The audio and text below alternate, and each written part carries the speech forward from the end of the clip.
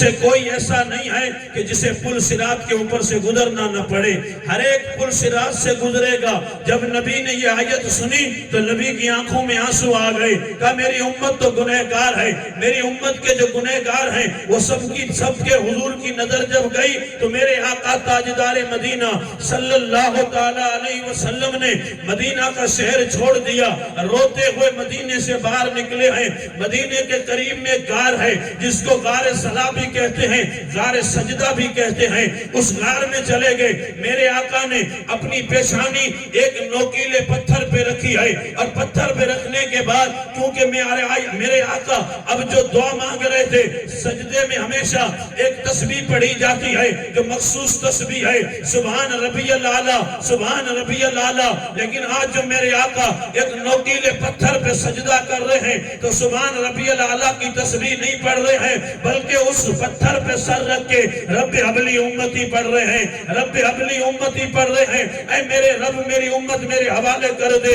3 دن گزر گئے، وہ اصحاب پیغمبر جو دیوانے تھے حضور کی محبت کے، جو ایک پل نہیں دیکھتے تھے تو انہیں چین تک نہیں آتا تھا، 3 دن ہو گئے تو دیوانوں نے آقا کو نہیں دیکھا تو بے قرار ہو کے مدینے سے نکلے ہیں۔ نکلنے والوں میں ایک نام حضرت ابو ہریرہ کا بھی ہے۔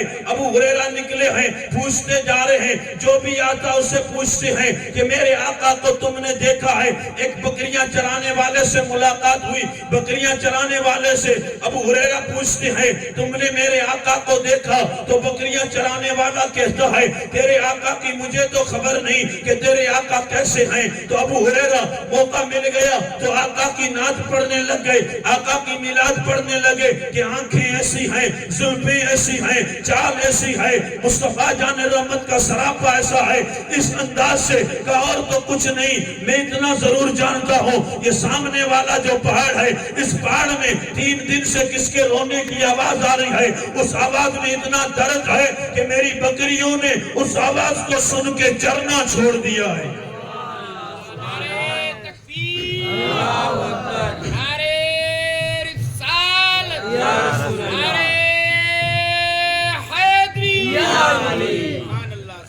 میری بکریوں نے چرنا چھوڑ دیا ہے۔ خیر یہاں سوال بھی ہو سکتا ہے اور اس کا جواب بھی دیا جا سکتا ہے، لیکن میں سوال نہیں کر رہا ہوں تاکہ وقت بھی بچ جائے اور گفتگو زیادہ سے زیادہ آگے بڑھے۔ حقیقت حال یہ میرے دوستو، میرے آقا تاجدار مدینہ کی وہ پرسوز آواز تھی جس سے سن کے بکریوں نے چرنا چھوڑ دیا تھا۔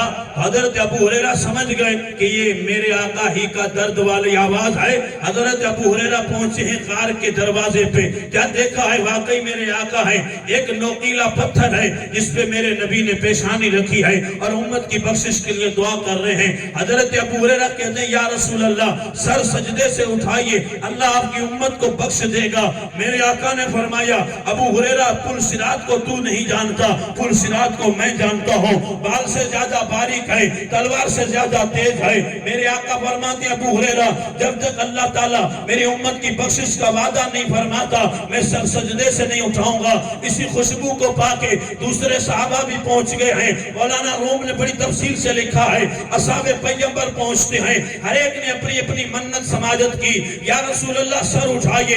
اصحاب کے کہنے پہ میرے آقا نے سر نہیں اٹھایا تو کسی نے مشورہ دیا ایک کام کرتے ہیں، سیدہ کائنات مخدومہ کائنات سیدہ فاطمہ زہرا سلام اللہ علیہا جس سے حضور کو انتہا درجے کی محبت ہے، جاؤ ان کو بلا کے لاؤ، اگر وہ آ کے عریضہ پیش کریں گی تو ان کے کہنے پہ آقا سر سجدے سے اٹھا دیں گے۔ اصحاب پیغمبر جس میں حضرت سلمان فارسی ہیں جس کے بارے میں حضور نے فرمایا تھا سلمان منا من اہل البیت، سلمان میرے اہل بیت میں سے ہیں۔ سلمان فارسی پہنچے ہیں، دوسرے صحابہ پہنچے ہیں، کاشان حیدری پہ پہنچے ہیں، مولا کائنات کے گھر پہنچے ہیں، وہاں جا کے اطلاع ملی ہے سیدہ کائنات مخدومہ کائنات حضرت فاطمہ زہرا اب نکلی ہے سایہ نشان۔ اصحاب پیغمبر ان کی بیویاں تھی، ان کے جرمٹ میں میرے نبی کی بیٹی حضرت فاطمہ چادر تطہیر، جس کی عظمت کا عالم یہ ہے کہ فاطمہ چادر نچوڑے تو فرشتے وضو کرنے لگ جائیں، اس چادر جس میں 17 سے زیادہ پیوند لگے رہتے ہیں۔ سوچنے کی بات یہ ہے، بیٹی ہے محبوب خدا کی، امتیاز تو یہ ہے جو ملکہ فردوس سے بری ہے، حسن حسین کی ماں ہے، علی کی زوجہ ہے، مصطفیٰ کی بیٹی ہے، لیکن لباس ایسا تھا کہ جس پہ 17 پیوند لگے ہوئے تھے، لیکن مجال ہے چادر تطہیر میں پردے اور حیا کا عالم جو تھا، زمین گواہ ہے، آسمان گواہ ہے کہ اتنا پھٹا لباس تھا، لیکن چادر پہ اتنے پیوند تھے، لیکن سر کا بال نہ آسمان نے دیکھا، نہ سورج نے دیکھا، نہ چاند نے دیکھا، ارے کپڑا نہیں تھا، پھر بھی میرے دوستوں پردے کا یہ عالم تھا۔ نعرہ تکبیر، نعرہ رسالت، عظمت اہل بیت مصطفیٰ۔ آپ پہنچ گئی جھرمٹ میں، اصحاب پیغمبر کی بیویوں کے ساتھ جو صحابیہ تھی آپ کے ساتھ تھی، آپ پہنچی، اپنے بابا جان کی خدمت میں عرض کرتی، ابا جان سر سجدے سے اٹھائیے، اللہ تعالیٰ آپ کی امت کو بخش دے گا۔ میرے آقا فرماتے ہیں بیٹی فاطمہ مجھے معلوم ہے پلسرات کا عالم کیا ہے۔ میرے آقا نے بات کو تسلیم نہ کیا تو ایک روایت میں ہے سیدہ کائنات نے بہت کوشش کی کہ اگر خدا نے آپ کی امت کو نہ بخشا تو اپنے بیٹے حسین کا خون آلود کرتا میں پلڑے میں رکھ دوں گی اور اللہ تعالیٰ کی بارگاہ میں دعا کروں گی، اللہ تعالیٰ آپ کی امت کو بخش دے گا۔ نبی کو تو امت سے پیار ہے لیکن فاطمہ کو بھی ہم گنہگاروں سے کتنا پیار ہے۔ نبی کو تو پیار ہے، نبی تو اپنی امت سے پیار کرتے ہی ہیں، لیکن نبی کی بیٹی ہم گنہگاروں سے کتنا پیار کرتی ہے۔ ہمارا حال کیا ہے؟ ہم کرتے کیا ہیں؟ کہاں جاتے ہیں؟ عزیزان محترم ذہن میں رکھیے گا، سیدہ کائنات حضور کی بارگاہ میں کہتی میرے ابا اگر آپ سر نہیں اٹھاتے تو میں خدا کی بارگاہ میں دعا کروں گی اپنے سر سے چادر اتار کے، جو آج تک سیدہ کائنات کے بال کو نہ چاند نے دیکھا نہ سورج نے دیکھا۔ اب ہوا کیا؟ حضرت فاطمہ اب دعا کرنے لگی ہیں، اپنے وہ نوری ہاتھ اپنی ردائے تطہیر کی طرف بلند کرتی ہیں۔ اللہ تعالیٰ نے ملکہ جبریل کو حکم دیا، جبریل جلدی جا میرے محبوب کو یہ مژدہ سنا دے کہ محبوب میں تیری امت کو بخشتا ہوں۔ اپنی بیٹی فاطمہ سے کہیں اپنے سر سے کپڑا نہ اتارے، فاطمہ کی چادر کے صدقے میں امت کو بخش رہا ہوں۔ فاطمہ کی چادر تطہیر کے صدقے میں امت کی بخشش کر رہا ہوں۔ خیر، اللہ کے رسول صلی اللہ علیہ وسلم نے وہاں سجدہ کیا 3 دن لگاتار ایک نوکیلے پتھر پہ۔ سجدہ لمبا ہو گیا، سجدے میں پڑھا یا رب ابلی امتی، میرے اللہ میری امت میرے حوالے کر۔ میں عرض یہ کر رہا تھا جتنا جو کچھ میرے پاس ہے، آپ کے پاس ہے، امت کے پاس ہے، سب ملا کے اکٹھا کرو اور پھر چلو حضور کی بارگاہ میں۔ اللہ کے رسول نے یہ جو سجدہ کیا تھا میرے دوستو، سجدے کا بدلہ تو دور کی بات، اس سجدے کی زکوٰۃ بھی نہیں بن سکتی۔ ہمارے پاس جو کچھ ہے ہم اگر پورا اکٹھا کریں، احسان تو میرے اور دوستو احسان سب میرے نبی کا ہے۔ ہمیں یہ شکل بھی ملی ہے، صدقہ مصطفیٰ کا ہے۔ ہم انسان بن کے جیتے ہیں، صدقہ مصطفیٰ کا ہے۔ ہمیں یہ ہاتھ ملے ہیں، یہ صدقہ مصطفیٰ کا ہے۔ یہ آنکھیں ملی ہیں، یہ صدقہ مصطفیٰ کا ہے۔ یہ پیر ملے ہیں، یہ صدقہ مصطفیٰ کا ہے۔ یہ جان ملی ہے، یہ بھی صدقہ مصطفیٰ کا ہے۔ یہ جو سانسوں کی مالا چل رہی ہے، یہ بھی صدقہ مدینے والے کا ہے۔ اللہ، نعرہ تکبیر، نعرہ رسالت، عظمت مصطفیٰ۔ یہ جو سانسیں ملی ہیں یہ بھی صدقہ مصطفیٰ جان رحمت کا ہے۔ عزیزان محترم، اور اسی آیت کا شان نزول اصحاب پیغمبر نے مال اکٹھا کیا۔ حضور ہجرت کر کے آئے تھے، کہاں آئے تھے؟ حضور مدینے میں آئے تھے۔ کہ حضور کا مصارف زیادہ ہیں، خرچہ زیادہ ہوتا ہے، چلو کچھ مال اکٹھا کر کے حضور کی بارگاہ میں پیش کرتے ہیں۔ آگے بڑھے تھے، مال لے کے آئے تھے حضور کی بارگاہ میں حضور کو نذرانہ دینے کے لیے۔ جب مال لے کے صحابہ پہنچے تو جبریل یہی آیت لے کے اترے تھے، قُلْ لَا أَسْأَلُكُمْ علیہ اجرن الا المودۃ فی القربى. حبیب اپنے امت سے کہہ دو کہ تمہارا مجھے کچھ نہیں چاہیے، اگر دینا چاہتے ہو تو میری اہل بیت سے محبت کرو، میری اہل بیت سے محبت کرو. ایک اور بات، اس سے پہلے جتنے نبی آئے میرے نبی سے پہلے قرآن مجید میں سب کا ذکر ہے. سورۃ الانبیاء اٹھا کر دیکھیں، اس میں انبیاء کا ذکر ہے. ہر نبی نے جو تبلیغ کی تو لوگوں تک دین پہنچایا، اس پہ یہ کہا کہ میں تم سے کچھ نہیں مانگتا، میں تم سے کچھ نہیں مانگتا، میرا اجر میرا رب دے گا. اور پھر آگے جو یہ الا المودۃ فی القربى کی جو قید، یہ جو استثناء کیا گیا ہے، حضور نے محبت کیوں مانگی؟ دوسرے نبیوں نے محبت نہیں مانگی، دوسرے نبیوں نے محبت نہیں مانگی. نبی نے محبت کیوں مانگی؟ حالانکہ کوئی اعتراض کر سکتا ہے کہ تم اپنے نبی کو افضل الانبیاء، امام الانبیاء کہتے ہو، تو دوسرے نبیوں نے تو نہیں مانگا، کچھ بھی نہیں مانگا، تمہارے نبی نے محبت کیوں مانگی؟ محبت کا راز کیا ہے؟ تو اس فلسفے کو اولیاء سمجھاتے ہیں، بزرگان دین سمجھاتے ہیں کہ سنو، نبی نے محبت اس لیے مانگی ہے کہ اس محبت سے نہ نبی کو فائدہ ہے، نہ نبی کی اہل بیت کو فائدہ ہے. فائدہ سراسر محبت کرنے والے غلاموں کو ہے. اے امت، تم محبت کرو گے تو فائدہ تمہیں ملے گا. اس سے نہ اہل بیت کو محبت ہے، نہ نبی کو فائدہ ہے. یہ محبت تم کرو گے تو فائدہ تمہیں ملے گا. اور دوسری بات یہ ہے کہ دوسرے نبیوں نے محبت نہیں مانگی، حالانکہ ان کی شریعت منسوخ ہو گئی. وہ جو قانون لے کے آئے تھے وہ قانون بھی منسوخ ہو گیا. توریت آج بھی ہے، انجیل آج بھی ہے، لیکن انجیل آج صحیح موجود نہیں ہے. انجیل کو بدل دیا گیا، توریت کو بدل دیا گیا، اگلے نبیوں کی شریعت منسوخ کر دی گئی. آج 14 صدیاں بیت گئی ہیں، تیرے میرے نبی کی شریعت محفوظ ہے، قرآن کا حرف محفوظ ہے، نماز سلامت ہے، روزہ سلامت ہے، داڑھی سلامت ہے، اسلام سلامت ہے. محبت اس لیے مانگی تھی کہ میرے نبی کا جو اسلام ہے، جو قرآن ہے، وہ اہل بیت سے جوڑ دیا گیا تھا کہ قیامت کی صبح تک نہ کوئی قرآن مٹا سکتا ہے، نہ کوئی اہل بیت مٹا سکتا ہے. اور اہل بیت پہ نبی کو اتنا بھروسہ تھا کہ دنیا تو بدل جائے گی، میری جو اہل بیت ہے وہ نہ دین سے بدلے گی، نہ نماز سے بدلے گی، نہ شریعت سے بدلے گی. واہ واہ واہ واہ واہ واہ واہ واہ واہ. نعرہ تکبیر، نعرہ رسالت، عظمت اہل بیت مصطفیٰ. واہ واہ واہ واہ، سبحان اللہ. مکمل نبی کو بھروسہ تھا. اور یہی وجہ ہے میرے دوستو، میرے آقا تاجدار مدینہ صلی اللہ علیہ وسلم کے لائے ہوئے قرآن اور لائی ہوئی شریعت پہ بہت سارے لوگوں نے خنجر چلانا چاہا، اسے مٹانا چاہا، لیکن صدیاں بیت گئی ہیں اور صدیاں اور بھی بیت جائیں گی، لیکن نہ قرآن مٹا سکتے ہیں، نہ خدا کے حبیب کی شریعت کو مٹا سکتے ہیں. اس لیے کہ شریعت کو، اہل بیت کی محبت کو مانگنے کے پیچھے راز یہ تھا کہ تم اہل بیت سے محبت کرو گے اور اہل بیت تمہیں شریعت بچا کر دیں گے.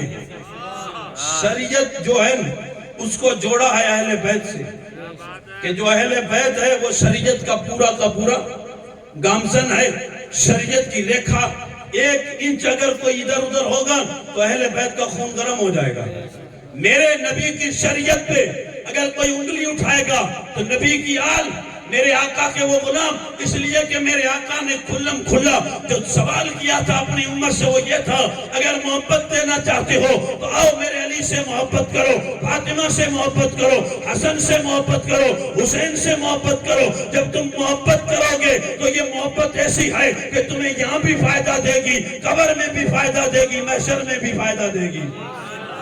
حضرت امام فخر الدین رازی تفسیر کشاف کے حوالے سے ایک حدیث نقل کرتے ہیں، اسی محبت کے حوالے سے. میں آ رہا ہوں مدعے پہ، آپ وہیں رہیے گا. جو چیز ہے اہل بیت اطہار کا ذکر اور اہل بیت کی قربانی کا ذکر. میرے دوستو، ہم پچھلے 7 دن یا 6 دن میں جو کچھ بیان کرتے آ رہے تھے وہ ان تقریروں کی تمہید تھی. آج میں تمہید باندھ کے آپ حضرات کی خدمت میں وہ مغز بیان کرنا چاہتا ہوں، اس لیے کہ آج کا دن ہے اور باقی 2 دن ہمارے پاس اور بھی باقی ہیں. اس 3 دن میں انشاءاللہ ہمیں وہ بیان کرنا ہے کہ جس بیان کو ہم آپ سننے کے لیے آتے ہیں اور حقیقت کی روح کو سمجھ کے، اسلام اور شریعت کی روح کو سمجھ کے جب آدمی انصاف سے فیصلہ کرے گا تو سمجھ میں آ جائے گا کہ جو میں کر رہا ہوں وہ کچھ نہیں ہے، حقیقت ہے وہ یہ ہے جو کربلا کے امام نے ہمیں عطا فرمایا ہے. سبحان اللہ. نعرہ تکبیر، نعرہ رسالت، جشن تاجدار کربلا. بہت اچھے، بہت اچھا.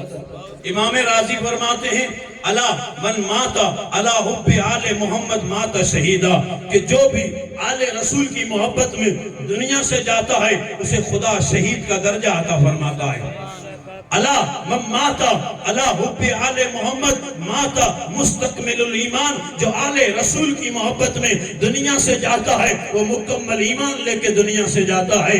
الا من ماتا الا حب آل محمد ماتا تائبہ، جو دنیا سے آل نبی کی محبت لے کے دنیا سے جاتا ہے اسے خدا توبہ کی توفیق عطا فرماتا ہے. وہ توبہ کر کے دنیا سے جاتا ہے. توبہ کر کے دنیا سے جانا ہو تو آل رسول کی محبت، حسنین کریمین کی محبت، پنجتن پاک کی محبت، میرے نبی کی محبت، نبی کی آل کی محبت دل میں اس قدر رکھو میرے دوستو. اور پھر محبت کا فلسفہ سنیے گا، یاد رکھیے گا. محبت میں کئی بار بول چکا ہوں، لیکن اس محبت کا فلسفہ سمجھنے کے لیے حقیقت یہ ہے کہ محبت ایک کیفیت کا نام ہے. محبت کی نہیں جاتی، محبت ہو جاتی ہے. محبت کی نہیں جاتی، محبت زبردستی کا نام نہیں ہے. محبت دباؤ کا نام نہیں ہے کہ آؤ مجھ سے محبت کرو، میرا لمبا جبہ دیکھ رہے ہو، چمکیلا جبہ ہے، مجھ سے محبت کرو. کہا نہیں، محبت دل کا فیصلہ ہے. کپڑے دیکھ کے محبت نہیں ہوتی، لمبی داڑھی دیکھ کے محبت نہیں ہوتی، اونچی ٹوپی دیکھ کے محبت نہیں ہوتی. محبت دل کے فیصلے کا نام ہے. جہاں دل جھک جائے گا وہیں محبت ہو جائے گی. جہاں نہیں، یہ دل کا فیصلہ ہے. زبردستی مار پیٹ سے کہہ کے میں اپنی عظمت منواؤں کہ نہیں مجھے مانو، میری یہ محبت ہے. نہیں، محبت کی نہیں جاتی، محبت ہو جاتی ہے. یار محبت جس سے ہوگی اس کا حشر بھی اس کے ساتھ ہوگا. چھوٹی محبت ہو یا بڑی محبت ہو، اگر کسی اعلیٰ سے محبت ہو تو دل بھی اعلیٰ ہے. اگر کسی گھٹیا سے محبت ہو تو آپ کی محبت بھی معمولی ہے. محبت ہم کس سے کرتے ہیں؟ ہم حضور سے محبت کرتے ہیں، حضور کے صحابہ سے محبت کرتے ہیں، حضور کی آل سے محبت کرتے ہیں. اس کا نتیجہ کیا ہے؟ نتیجہ میرے دوستو یہ ہے کہ یہ محبت جب ہو تو اس محبت کا رنگ بھی نظر آنا چاہیے. محبت نام سے، محبت کام سے میرے دوستو ثابت کی جاتی ہے. کوئی نعرہ لگائے، جھنڈا اونچا کرے، تقریر میں اونچا نیچا ہو، نہیں میرے دوستو. محبت کس سے ہوتی ہے؟ کہ محبت جب ہوتی ہے تو جس سے ہو اس کا رنگ تیرے اوپر نظر آنا چاہیے.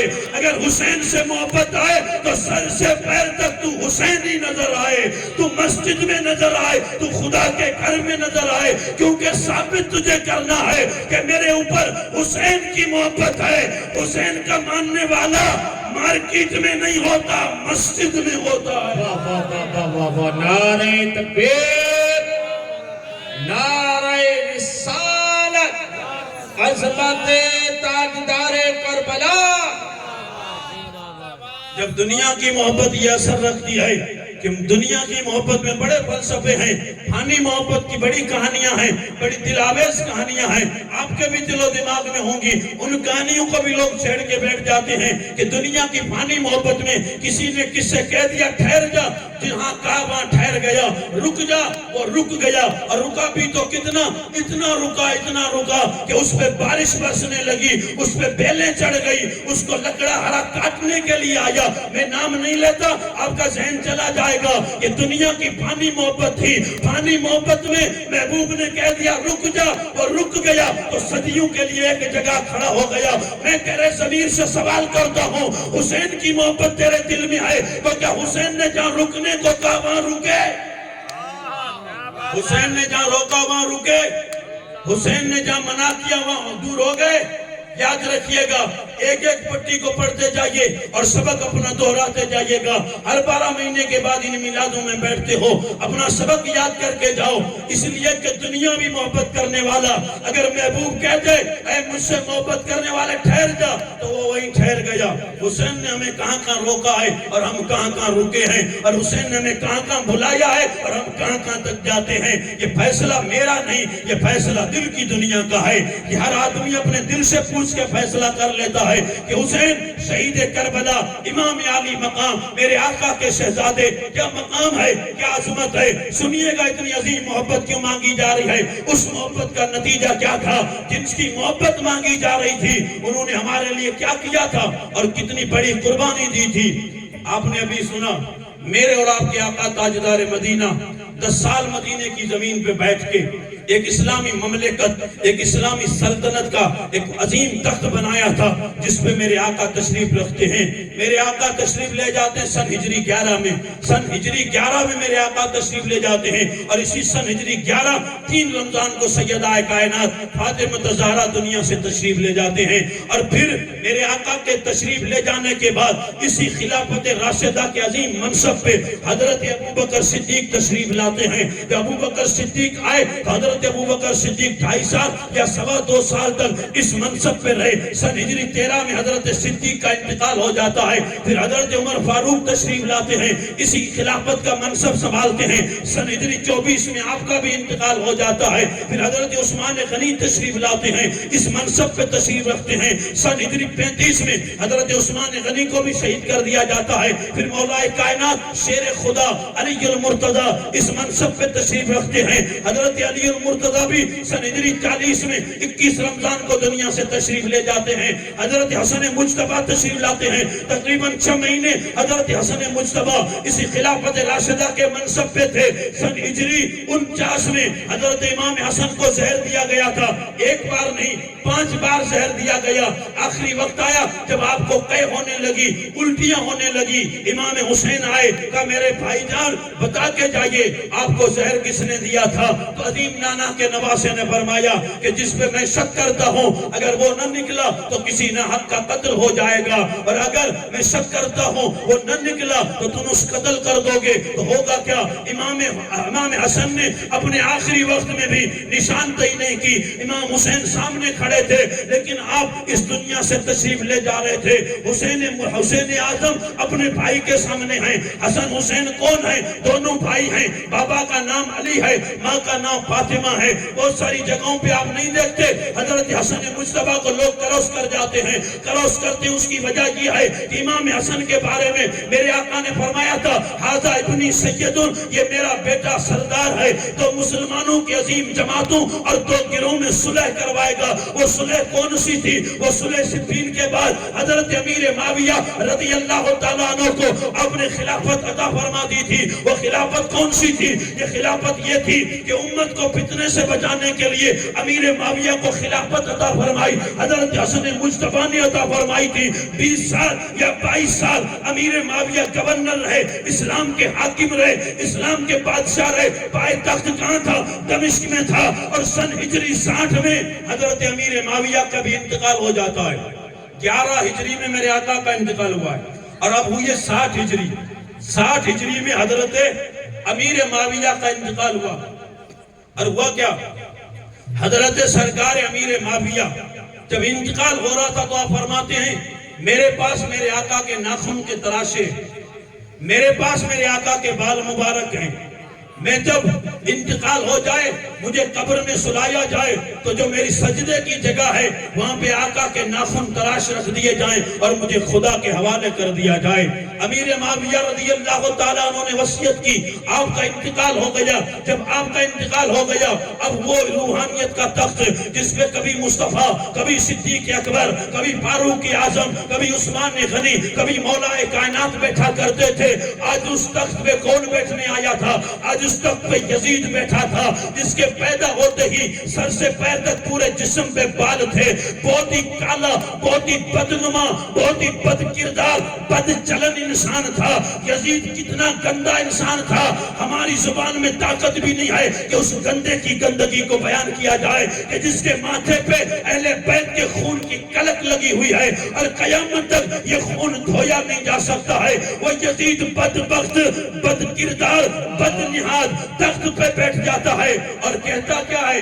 میں اسلام کا بادشاہ ہوں، اسلام کا بادشاہ۔ آپ یہاں سے شریک ہو جائیے، میں واقعہ کربلا شروع کر رہا ہوں، یہیں سے آپ شریک ہو جائیے۔ واقعہ کربلا کی ابتدا کہاں سے ہوتی ہے؟ وہ یہیں سے ہوتی ہے کہ یزید تخت پہ بیٹھا تھا، یزید اسلام کی حکومت کرنا چاہتا تھا، یزید اسلام کو اپنی من مرضی سے چلانا چاہتا تھا۔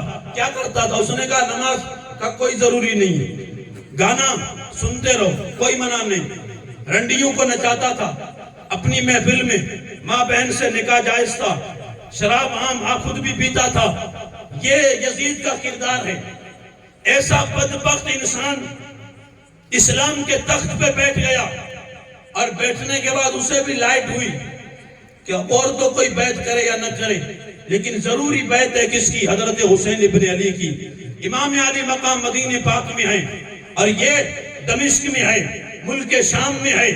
اس نے تخت پر بیٹھنے کے بعد سب سے پہلا جو کام کیا تھا وہ کام یہ تھا کہ اس نے خط لکھا تھا مدینہ پاک، کس کے نام؟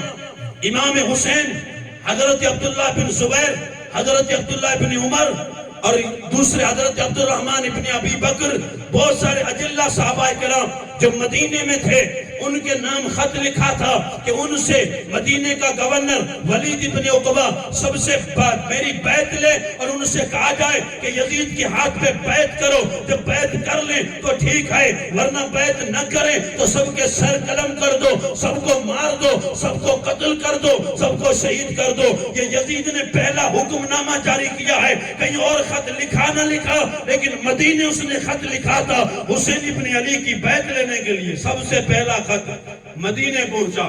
مدینے میں جو گورنر ہاؤس ہے، جو مدینے کا حاکم اور والی اس وقت تھا، اس کا نام ولید ابن عقبہ تھا، وہ تھا اور اس کے پاس قاصد خط لے کے آیا۔ اس نے کہا یہ خط ہے اور یزید نے بھیجا ہے اور کہا یہ ہے کہ حسین ابن علی سے بیعت طلب کرو، حسین ابن علی سے بیعت طلب کرو کہ وہ یزید کے ہاتھ پہ بیعت کرے۔ اس نے فوراً حضرت امام حسین کو بلایا۔ امام حسین اپنے چند ساتھیوں کے ساتھ اس کی گورنر ہاؤس میں پہنچے، ساتھیوں کو باہر کھڑا کیا کہ میں اندر جاتا ہوں، میں اندر جاتا ہوں، اگر آواز زور ہو جائے، معاملات بگڑنے لگے تو بھی اندر آ جانا۔ امام حسین اندر گئے اور اس سے کہا کیوں بلایا ہے؟ تو بلایا اس لیے ہے کہ یزید کا خط آیا ہے اور یزید نے یہ لکھا ہے کہ امام حسین میری بیعت کریں، امام حسین میری بیعت کریں۔ جب امام حسین نے یہ سنا تو امام حسین کو جلال آ گیا، کہا ولید تھوڑا غور کر، تو کس کی بیعت اور کس سے مانگ رہا ہے؟ تجھے پتا ہے یزید ہے کون اور تیرے سامنے کھڑا کون ہے؟ یہ حسین ابن علی ہے، یہ علی شیر خدا کا لخت جگر ہے۔ اور دوسرا جملہ یہ تھا کہ حضرت امام حسین نے فرمایا کہ یزید ایک فاسق فاجر پلید انسان ہے اور حسین کا ہاتھ صرف حسین کا ہاتھ نہیں ہے، یہ محمد مصطفیٰ کا ہاتھ ہے، یہ شریعت کا ہاتھ ہے۔ اگر میں نے ہاتھ میں ہاتھ دے دیا تو پوری امت کا بیڑا غرق ہو جائے گا۔ میں سر تو دے سکتا ہوں لیکن پلید کے ہاتھ میں ہاتھ نہیں دوں گا۔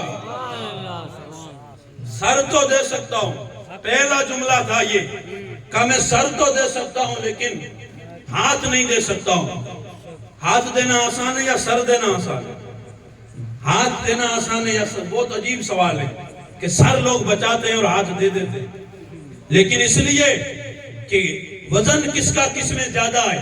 اگر ہم سے کوئی ہاتھ مانگے تو ہم دونوں کو مقابلہ کریں کہ سر بچاؤ گے یا ہاتھ بچاؤ گے، تو ہم کہیں گے ہم سر بچائیں گے، ہاتھ دے دیں گے۔ لیکن سلام و فاطمہ کے دلارے کو کہا سر کی یہاں قیمت نہیں ہے، یہاں ہاتھ کی قیمت ہے۔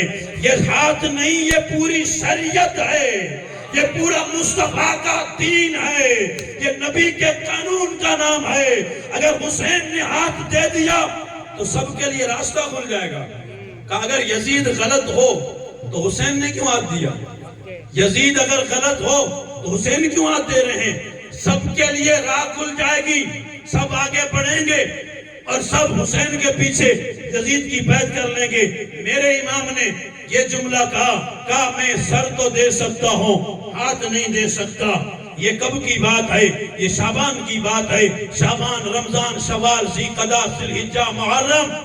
میں نے وعدہ کیا، حسین ابن علی کہتے ہیں کہ سر تو دوں گا لیکن ہاتھ نہیں دوں گا۔ 5 مہینے گزار کے پھر کربلا میں یزید سامنے آیا، وہاں بھی ماجرا یہ تھا کہ اب بھی ہاتھ ہی مانگ رہا ہے۔ تو کہا نادان، جو مدینے میں کہا تھا وہ کربلا میں بھی کہہ رہا ہوں، یہاں بھی سر دوں گا لیکن ہاتھ نہیں دوں گا۔ پھر دنیا نے دیکھا کہ یزید نے جو مانگا تھا وہ حسین نے نہیں دیا۔ دشت کربلا پہ حسین نے گردن تو کٹا دی تھی لیکن شریعت کا ہاتھ بچا لیا تھا۔ بہت اچھے بچا لیا تھا، اور جو بچایا تھا تو آج بچا ہوا ہے۔ یہ ہماری داڑیاں، ہمارے جبے، ہمارے اسٹیج، ہمارے مینار، ہماری یہ بھیڑ، یہ صدقہ کس کا ہے؟ یہ صدقہ حسین ابن علی کے ہاتھ کا ہے۔ صرف ہاتھ دینے کی دیر تھی ہاتھ دے دیتے تو کوئی بات نہیں تھی، شریعت کو وہ لٹانا چاہتا تھا، شریعت کو مٹانا چاہتا تھا، لیکن قربان جاؤں میرے آقا کے اس نواسے کی عظمت پہ، جس نے کہا سب کچھ دے دوں گا لیکن میں اپنا سر دوں گا لیکن ہاتھ نہیں دوں گا۔ پھر ہوا بھی یہ، اس نے زبردستی اور زیادتی نہیں کی، کہا جاؤ سوچ لو جو تمہارے من میں آتا ہے وہ کرو۔ امام حسین واپس گھر آئے، گھر آنے کے بعد امام علی مقام رضی اللہ تعالیٰ عنہ اپنے گھر جب پہنچے ہیں تو بڑے متفکر نظر آئے، غور و فکر میں تھے کہ یزیدی دور آ چکا ہے، یزید کو اگر ہاتھ نہیں دوں گا تو یزید فوج بھیجے گا، مدینے میں حملہ کرے گا، مدینے میں کچھ تو خون ہوگا، میرے نانا کے شہر کی بے حرمتی ہو جائے گی، میں جان تو دوں گا لیکن اپنے نانا کے شہر کی بے حرمتی نہیں کروں گا۔ یہ کون ہے؟ یہ حسین ابن علی ہیں۔ کہا میرے نانا کا دین، میرے نانا کا شہر جسے شہر مدینہ ہم کہتے ہیں، اس شہر مدینہ کو میرے امام کہتے ہیں میں خون سے رنگین نہیں کرنا چاہتا۔ اب کیا کہتے ہیں میرے حسین؟ اپنے اہل بیت سے کہتے ہیں اٹھو اپنے گھر کی تیاری کرو، اب ہم مدینے میں نہیں رہیں گے، اب ہم مسافر بن کے مکے روانہ ہو جائیں گے۔ امام علی مقام اپنے گھر آتے ہیں، پورے خاندان سے اعلان کرتے ہیں اے میرے گھر والوں، اب مدینے کی گلیاں تنگ ہو چکی ہیں، اب مدینے میں نہیں رہیں گے، اب مدینے سے روانہ ہوں گے، اب ہم مکہ المکرمہ جائیں گے۔ مدینے سے ہجرت ہوگی، مدینے سے رخصتی ہوگی، مدینہ چھوڑنا پڑے گا، اور صرف اس لیے چھوڑنا ہوگا کہ اگر مدینہ میں نہیں چھوڑوں گا تو یزید لشکر بھیجے گا یہاں اور میرے نانا کے شہر کی بے حرمتی ہو جائے گی۔ مصطفیٰ کے شہر کی حرمت کو بچانے کے لیے، نبی کے شہر کی عزت کو بچانے کے لیے نبی کے نواسے نے کیا کیا؟ نبی کے نواسے نے اپنے اہل بیت کو، اپنے گھر والوں کو تیاری کا حکم دے دیا کہ آپ تیاری کرو، جو کچھ بھی ہے گھر میں وہ ساز و سامان باندھو اونٹوں پہ۔ ایک بات سوچنے جیسی ہے، حسین نے حکم دیا تھا کہاں؟ اپنے گھر والوں کو کہ سامان تیار کرو۔ اس گھر میں سامان کیا ہوگا؟ وہ گھر کیسے تھے؟ وہ گھر کیسے تھے؟ ان گھر کا عالم کیا تھا؟ بظاہر کوئی فرنیچر نہیں تھا، بظاہر ایسی کولر تو نہیں تھا، لیکن عظمت کا عالم یہ تھا کہ استاد زمن کہتے ہیں بے اجازت ان کے گھر جبریل آتے نہیں، بے اجازت ان کے گھر جبریل آتے نہیں۔ قدر والے جانتے ہیں قدر و شان اہل بیت۔ بظاہر کوئی فرنیچر نہیں تھا لیکن عظمت کا عالم یہ تھا کہ جبریل بھی آتا تھا تو دروازے پہ ہاتھ باندھ کے کھڑا رہتا تھا، اندر آنے کی جرت نہیں ہوتی تھی، اس لیے کہ یہ گھر مصطفیٰ جان رحمت کا گھر تھا، یہ سیدہ فاطمہ کا گھر تھا۔ حکم دیا کہ تیاری کرو۔ تیاری جو ہوئی ہے تو کیا ہوئی؟ لکڑیوں کے پیالے تھے، اور کیا تھا گھر میں؟ ساز و سامان کیا تھا؟ گٹھڑیاں باندھی گئی ہیں، گٹھڑیاں باندھنے کے بعد اسے تیار کیا گیا ہے۔ تیار کرنے کے بعد امام حسین شہزادہ گلگوں کبا، جس کا بچپن مدینے میں، جس کی جوانی کی بہاریں مدینے میں، جس کی ماں مدینے میں، جس کا بھائی مدینے میں، جس کا نانا مدینے میں، جس کا سب کچھ مدینے میں ہے، وہ مدینہ چھوڑ کے آج جانے والا ہے۔ اس کی عظمت کا عالم یہ ہے کہ الحسن والحسین سیدہ شباب اہل الجنہ۔ ایک دن سیدہ فاطمہ نے ایک کپڑا ٹائٹ پہنایا تھا، جس کی وجہ سے حضرت حسین کی گردن پہ تھوڑا نشان بن گیا تھا۔ میرے مصطفیٰ نے فرمایا بیٹی فاطمہ، میرے حسین کو اتنا ٹائٹ کپڑا مت پہنا کہ جس سے گردن پہ نشان بن جاتے ہیں۔ جو نبی اپنے حسین کی گردن پہ کپڑے کا نشان برداشت نہیں کرتے، جب دشمن نے خنجر چلایا ہوگا تو نبی کے دل پہ کیا گزری ہوگی؟ جو نبی اپنے نواسے کی گردن پہ کپڑے کا نشان برداشت نہیں کر سکتے، جب دشمن نے اس پہ خنجر چلایا ہوگا تو مصطفیٰ جان رحمت کے دل پہ کیا گزری ہوگی؟ کس سے کہانیاں نہیں ہیں، بلکہ جتنا حقیقت ہے میں اتنا ہی بتا رہا ہوں۔ اور یہ ہوا تھا، یہ سن 60 ہجری کی بات ہے، جس کے لیے حضرت ابو ہریرہ دعا کرتے تھے اللہم انی اعوذ بک من رأس الستین و امارت الصبیان۔ اے اللہ میں سن 60 ہجری کے شروع ہونے سے اور بچوں کی حکومت آنے سے پہلے پناہ مانگتا ہوں کہ اس سال کو مجھے مت دکھانا، اس لیے کہ نبی نے سب بتا دیا تھا کہ اس سال کیا ہونے والا ہے۔ ابو ہریرہ دعا کرتے تھے کہ یا اللہ مجھے پہلے ہی اس دنیا سے اٹھا دینا۔ ہوا بھی یہ کہ سن 60 ہجری سے پہلے ابو ہریرہ دنیا سے چلے گئے تھے۔ 60 ہجری تاثیر یہ تھی کہ مدینہ پاک میں سناٹے کا عالم ہے، اہل بیت کے گھر میں تیاریاں چل رہی ہیں۔ حسین ابن علی کہتے ہیں تم تیاری کرو، میں جاتا ہوں اپنے نانا کے مزار پہ، مصطفیٰ جان رحمت کے مزار پہ۔ اب ہوا کیا، رات کا آخری پہر تھا، حسین ابن علی اب نانا کے مزار پہ پہنچتے ہیں۔ وہ مزار کیسا مزار ہے، دنیا میں مزار ہم نے بھی دیکھے، مزار آپ نے بھی دیکھے، لیکن سارے مزار اپنی جگہ پہ، ہر مزار کی عظمت اپنی جگہ پہ ہے، لیکن یہ مزار کیسا ہے؟ یہ مزار وہ مزار ہے کہ جس پہ 70,000 فرشتے صبح کو آتے ہیں، 70,000 فرشتے شام کو آتے ہیں۔ کل بھی آ رہے تھے، آج بھی آ رہے ہیں اور قیامت تک آتے رہیں گے۔ ایسے مزار مقدس میں آدھی رات ڈھلنے کے بعد حسین ابن علی نانا کے مزار میں گئے ہیں۔ جب گئے ہیں، خیر کہنے والا کوئی بھی کہہ سکتا ہے، بیان کرنے کا انداز کسی کا کیسا ہو، بیان تو کوئی کر ہی لیتا ہے، سننے والا سن لیتا ہے، لیکن کیفیت بتانے کی یہ ہے کہ جس وقت امام حسین مزار میں گئے ہوں گے نانا کی بارگاہ میں، اس وقت حسین کا حال کیا تھا اور اندر مزار میں مصطفیٰ کا عالم کیا ہوگا، یہ کوئی بیان کر ہی نہیں سکتا۔ کیفیت کیا ہونی چاہیے؟ اس لیے کہ ہمارا ایمان اور عقیدہ یہ ہے، تو زندہ ہے واللہ، تو زندہ ہے واللہ۔ میری چشم عالم سے چھپ جانے والے سید احمد کبیر رفاعی کئی سو سال بعد جب مدینے جاتے ہیں اور کہتے ہیں یا رسول اللہ اپنا ہاتھ باہر نکالو، میں ہاتھ کو چومنا چاہتا ہوں۔ میرے آقا نے مزار سے ہاتھ باہر نکالا اور امام احمد سید احمد کبیر رفاعی نے ہاتھ چوما تھا۔ امام احمد رضا نے مطالبہ کیا تھا کہ وہ سوئے لالا دار پھرتے ہیں، تیرے دن باہر پھرتے ہیں، کوئی کیوں پوچھے تیری بات رضا، تجھ سے کتے ہزار پھرتے ہیں۔ مزار مقدس سے میرے آقا نے امام احمد رضا کو جاگتی نظروں سے جلوہ دکھایا تھا۔ یاد رکھنا، جو نبی 14ویں صدی کے غلام کو جلوہ دکھا سکتے ہیں، کئی سالوں کے بعد سید احمد کبیر رفاعی کو اپنا ہاتھ نکال کے دکھا سکتے ہیں۔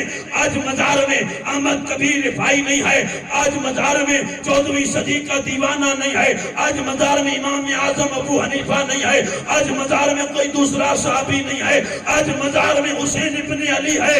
میرے دل سے پوچھو، میرا وجدان یہ کہتا ہے جب حسین نانا کے مزار پہ گئے ہوں گے تو میرا ایمان یہ کہتا ہے نانا اٹھے ہوں گے اور نواسے کو سینے سے لگایا ہوگا اور فرمایا ہوگا اے حسین ابن علی، اس دن کے لیے میں سجدے میں تھا اور تو پشت میں تھا، میں نے سر نہیں اٹھایا تھا، سبب یہ تھا کہ ایک دن یزید سجدہ مٹائے گا، حسین تو سجدہ بچائے گا۔ واہ واہ واہ واہ، سبحان اللہ، نعرہ تکبیر، نعرہ رسالت، عظمت تاجدار کربلا، سبحان اللہ سبحان اللہ، بہت اچھا۔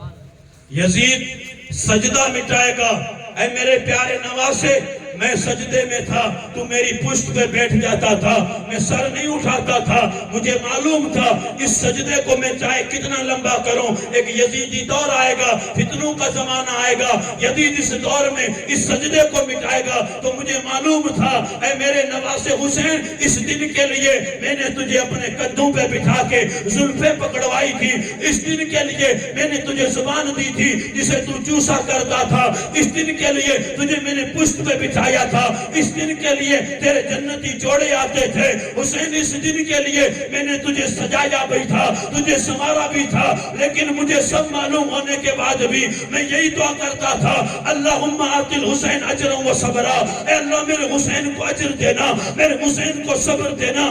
آدھی رات کو مزار میں نانا ہے اور نواسا ہے، تیسرا کوئی نہیں ہے۔ اب حال کیا تھا، یا تو نانا جانے یا نواسا جانے، لیکن اتنا کہہ سکتے ہیں کہ نانا نے یہ فرمایا ہوگا میرے بیٹے حسین تو کربلا جا، لیکن یہ سمجھ کے جا تو اکیلا نہیں جا رہا ہے، کربلا کی جو طرف دیکھنا کہ کربلا میں تجھے کسی کونے میں علی نظر آئے گا، کبھی فاطمہ نظر آئے گی اور کسی کونے میں مصطفیٰ نظر آئیں گے۔ تو اکیلا نہیں جا رہا ہے، تسلیاں دی ہوں گی، تشفی دی ہوگی، دلاسا دیا ہوگا، سینے سے لگایا ہوگا میرے بیٹے حسین تو اکیلا نہیں جا رہا ہے، بلکہ تو کربلا میں جائے تو چوطرفہ دیکھنا تجھے حسین ابن علی، تجھے میدان کربلا میں کوئی حسین، تجھے علی نظر آئے گے، تجھے فاطمہ نظر آئے گی، تجھے محمد مصطفیٰ نظر آئیں گے۔ میرے دوستو، یہ ایک حقیقت ہے جسے چھپایا نہیں جا سکتا۔ آدھی رات کو نانے کے مزار پہ سلام پڑھ کے اجازت لے کے دبے قدموں پلتے ہیں، امام حسین آ رہے ہیں، نانا کے مزار سے پلتے ہیں، اب بقیع کے قبرستان میں جا رہے ہیں۔ بقیع کا قبرستان کون سا قبرستان ہے؟ بقیع کا قبرستان وہ ہے کہ جس قبرستان میں حسین کی امی جان سیدہ فاطمہ آرام کر رہی ہیں، حسین کے بھائی حسن مجتبی آرام کر رہے ہیں، میرے نبی کے تیسرے خلیفے حضرت عثمان غنی آرام کر رہے ہیں۔ رات کے پچھلے پہر میں امام حسین اپنی ماں کے مزار پہ آئے ہوں گے اور آ کے کیا کہا ہوگا؟ اے امی جان، اے دنیا سے پکارنے والے مسکینوں مجبوروں کی صدا سننے والی، اے فاطمہ، ہمارا ایمان اور عقیدہ ہے کہ دنیا کے کونے سے جب کوئی سیدہ کو صدا دیتا ہے، سیدہ اس کی بھی صدا سنتی ہے۔ تو آج مزار پہ کوئی ماننے والا نہیں، آج جگر کا ٹکڑا حسین ابن علی مزار پہ آیا تھا اور آمنا سامنا ہوا ہوگا۔ کیفیت میں نے کہا نہیں بتا سکتے ہوا کیا تھا، کیفیت کیا رہی ہوگی۔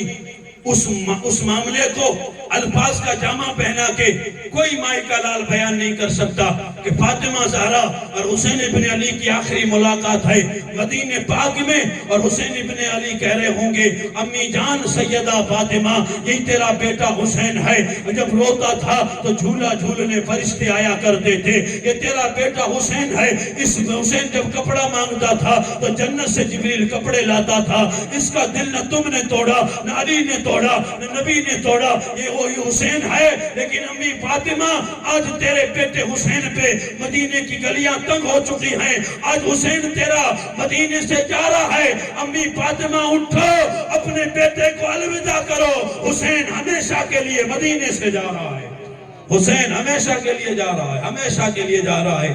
عمرہ کرنے لوگ جاتے ہیں، حج کرنے جاتے ہیں، جو بہت زیادہ شدت سے محبت کرتے ہیں، ان لوگوں کا حال یہ ہوتا ہے جب انہیں یہ کہہ دیا جاتا ہے کہ آج تمہارے ویزا کا آخری دن ہے، آج تمہیں فلائٹ پکڑنی ہے، آج تمہیں مدینے سے جانا ہے، آخری دن ہے مدینے سے جانے کا، تو چاہے کیسا گنہگار کیوں نہ ہو، لیکن مدینے کی جالیوں پہ سلام پڑھنے والا جسے یہ کہہ دیا جائے کہ اب مدینے سے جانے کا تمہیں وقت آ چکا ہے، عزیزان محترم، اس کا بھی حال کیا ہوتا ہے؟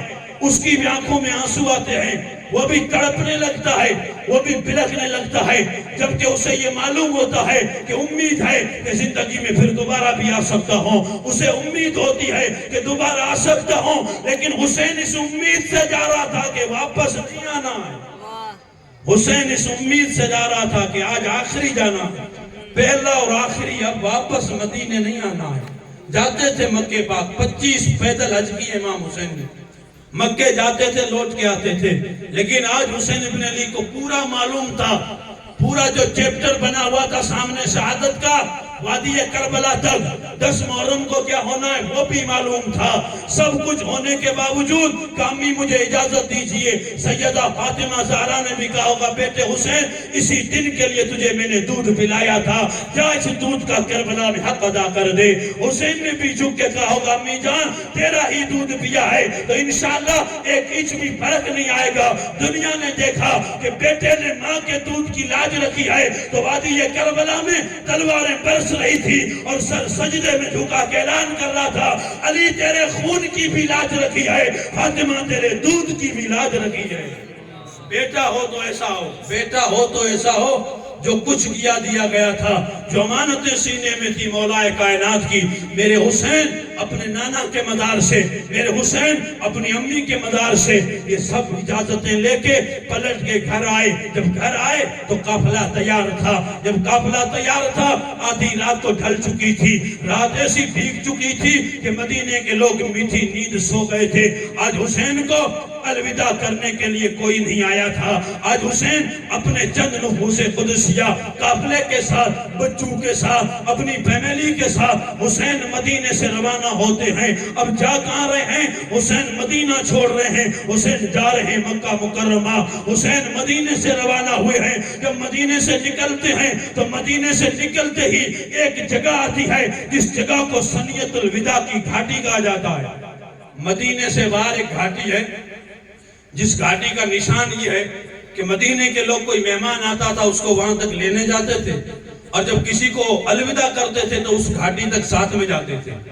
وہ گھاٹی ہے جسے سنیت الوداع، آج تو اس کے نشان حکومت نے مٹا دیے ہیں، لیکن کسی زمانے وہ صحیح سلامت تھی، وہ نشانیاں تھی کہ کوئی بھی آتا تھا تو لوگ وہاں تک لینے جاتے تھے، اور جب کوئی ودا ہوتا تھا تو وہاں تک چھوڑنے بھی جاتے تھے۔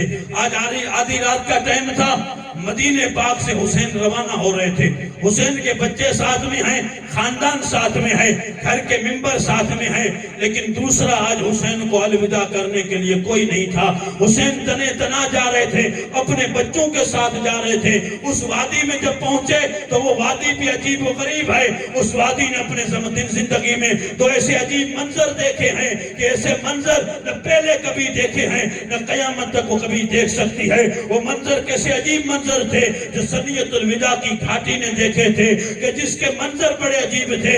ایک تو منظر ایسا تھا کہ جس میں وادی کی خوشی کی انتہا نہیں تھی، ایک منظر ایسا تھا کہ آج وادی غم میں ڈوب گئی تھی۔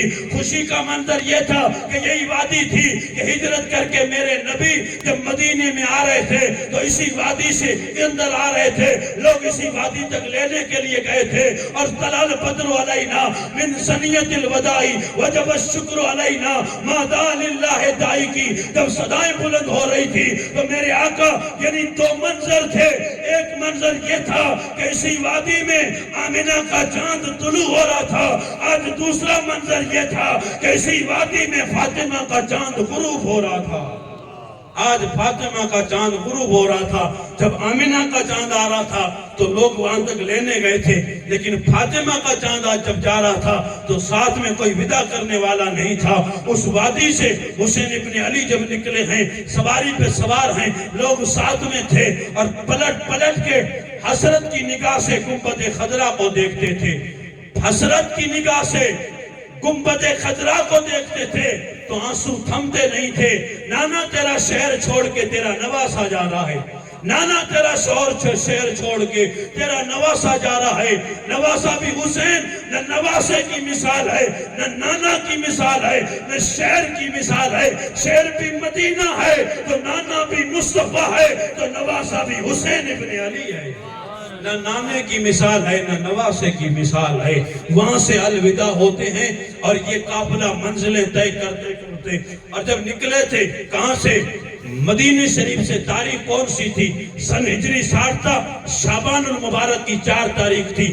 یہ شعبان، شوال سے جو رمضان سے پہلے جو مہینہ ہوتا ہے وہ شعبان، اس شعبان کی 4 تاریخ کو یہ قافلہ مدینے سے نکلا ہے، مکہ المکرمہ جا رہا ہے۔ مکمل قافلہ اپنی منزلیں طے کرتے کرتے مکہ المکرمہ پہنچتا ہے۔ میرے آقا تاجدار مدینہ کا یہ نوری خاندان مدینہ چھوڑ کے آج مکے میں آ کے آباد ہو گیا ہے، لیکن جب مدینے سے مکے آئے تو میرے امام نے مدینے میں رہ کے یزید کے خلاف یا کسی فوج کے خلاف کوئی کاروائی بھی نہیں کی، نہ کوئی بیعت لی، بلکہ آپ مکہ شریف میں رہتے تھے اور ایک مقیم کی طرح رہتے تھے۔ اور جب امام علی مقام مدینہ طیبہ چھوڑ کے مکہ مکرمہ آئے، وہاں رہنے لگے، تو کوفے کے لوگوں کو پتا چلا کہ حسین ابن علی مدینے سے ہجرت کر کے مکے آئے ہیں۔ یزید نے بیعت مانگی تھی، حسین نے منع کر دیا ہے، ہمارے امام برحق ہیں، علی کے بیٹے ہیں، چلو ہم خط لکھتے ہیں اور حسین کو کوفے بلاتے ہیں اور حسین کے ہاتھ بھی ہم بیعت کرتے ہیں۔